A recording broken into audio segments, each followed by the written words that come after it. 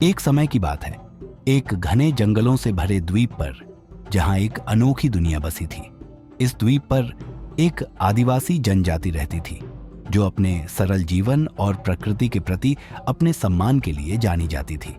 इस द्वीप की सबसे बड़ी खासियत थी वहां का रक्षक किंग कॉन्ग। किंग कॉन्ग एक विशालकाय गोरिल्ला था जो इस द्वीप के जंगलों और वहां के लोगों की सुरक्षा करता था। एक दिन जब आदिवासी लोग अपनी दैनिक गतिविधियों में व्यस्त थे, अचानक द्वीप पर एक भयानक खतरा मंडराने लगा। एक विशाल डायनासोर जो शायद किसी भूली हुई गुफा से बाहर आ गया था, द्वीप पर आतंक मचाने लगा। वह अपने बड्ढे बड्ढे पंजों और दहाड़ती आवाज से पूरे जंगल को हिला रहा था। आदिवासी लोग भयभीत हो गए और उन्होंने अपनी झोपड़ियों में छिपकर भगवान से प्रार्थना शुरू कर दी। डायनासोर ने जंगल में तबाही मचाना शुरू कर दिया। उसने कई पेड़ गिरा दिए और कई जानवरों को नुकसान पहुंचाया। जनजाति के लोग असहाय थे और उन्हें कुछ समझ नहीं आ रहा था कि वे क्या करें। तभी किंग कॉन्ग, जो जंगल के एक ऊंचे पहाड़ पर रहता था, ने यह सब देखा। उसने तुरंत निर्णय लिया कि उसे अपने लोगों और जंगल की रक्षा करनी होगी।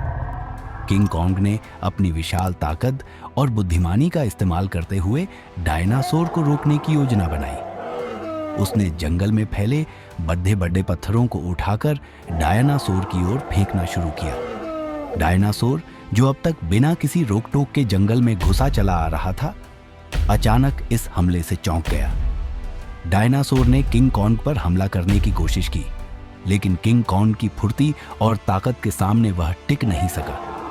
दोनों के बीच भयानक लड़ाई हुई जिसमें धरती कांप उठी और पेड़ों के पत्ते झड़ने लगे।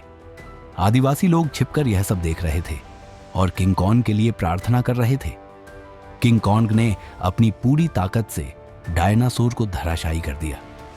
आखिरकार कई घंटों की लड़ाई के बाद किंग कॉन्ग ने डायनासोर को हराया और उसे द्वीप से बाहर भगा दिया।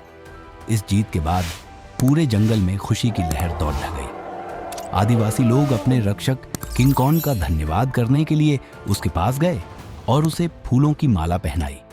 इस घटना के बाद किंग कॉन्ग और भी ज्यादा आदिवासियों के दिलों में बस गया। अब वह न केवल उनका रक्षक था, बल्कि उनका हीरो भी बन गया था।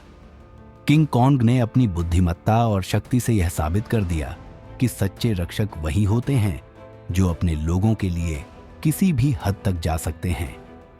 इस तरह किंग कॉन्ग ने न केवल जंगल और आदिवासियों की रक्षा की, बल्कि एक बार फिर साबित कर दिया कि अच्छाई और ताकत के सामने कोई भी बुराई टिक नहीं सकती।